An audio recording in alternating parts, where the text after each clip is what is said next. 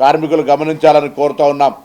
ముందు నుంచి ఓర్వలేక మహిళల ప్రయాణాన్ని పూర్తి అవహేళన చేస్తున్నటువంటి వీళ్ళు ఇలా ఎట్లనన్నా ఈ ప్రభుత్వానికి మహిళలకు ఉపయోగపడుతున్నటువంటి ఈ సంక్షేమ పథకాన్ని అప్రతిష్ట పాలు చేయాలి, దీన్ని ఇబ్బంది కలిగేయాలి, ప్రభుత్వానికి చెడ్డ పేరు తేవాలనే ఆలోచనతో మాత్రమే చేస్తూ ఉన్నారు.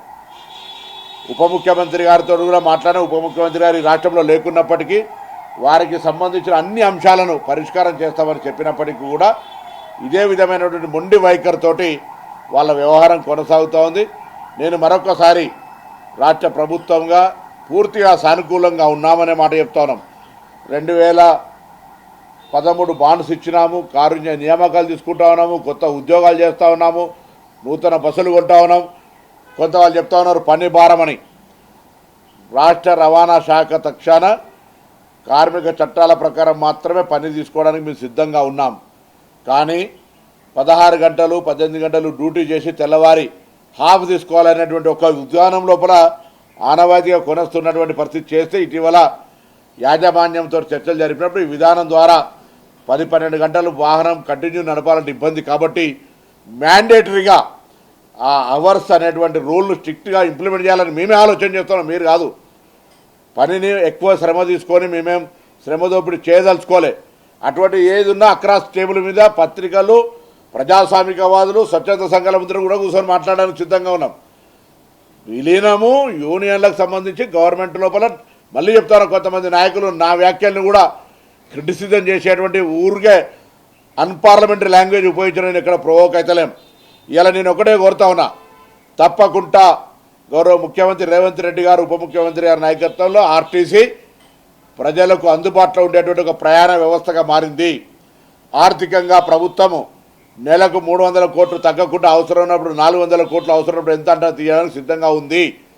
పాత పీఎఫ్ల బకాయిల్ని తక్కువ చేసుకుంటూ వస్తూ ఉన్నాం. సిసిఎస్ ఫండ్స్ను తక్కువ చేసుకుంటూ వచ్చి పేమెంట్ చేస్తూ ఉన్నాం. పిఆర్సీ ఇచ్చినా మేము వచ్చిన తర్వాత ఒకటి. ఈ విధంగా అనేక రకాల ఆర్టీసీ కారుణ్య నియామకాలే కాక గతంలో డిస్మిస్ అయిన వాళ్ళకు 3 కమిటీలు అనేసి వాళ్ళందరికీ ఉద్యోగాలు ఇచ్చినాం. కాబట్టి నేను మళ్ళీ కూడా రాష్ట్ర ప్రభుత్వ పక్షాన విజ్ఞప్తి చేస్తా ఉన్నా, దయచేసి పేద ప్రజలకు లైఫ్ లైన్ అయినటువంటి ఆర్టీసీని నిర్వీర్యం చేసుకోవద్దు. నేనంటా ఉన్నా మీరు చర్చలకు పిలవలేదు, రైట్, సమ్మె విరమించి చర్చలకు రండి, మీ దగ్గర కూర్చొని నేను మాట్లాడడానికి సిద్ధం. మీరు ఒకవైపు సమ్మె కొనసాగిస్తూ చర్చలు మాట్లాడాలంటే ఇది నిన్న కూడా చెప్పినాను, మొన్న కూడా చెప్తాను. నేను మీ కుటుంబ సభ్యుడిని, నేను కూడా విద్యార్థి దశ నుంచి వచ్చినటువంటి వాడినే. ప్రభుత్వ పక్షాన మీ పక్షపాతిగా అన్ని అంశాలను ఎక్కడ కూడా నెగటివ్ డిసిషన్ లేకుండా, నెగటివ్ ఆలోచన విధానం లేకుండా 2.5 సంవత్సరాలుగా రవాణా శాఖగా ఉన్నాం.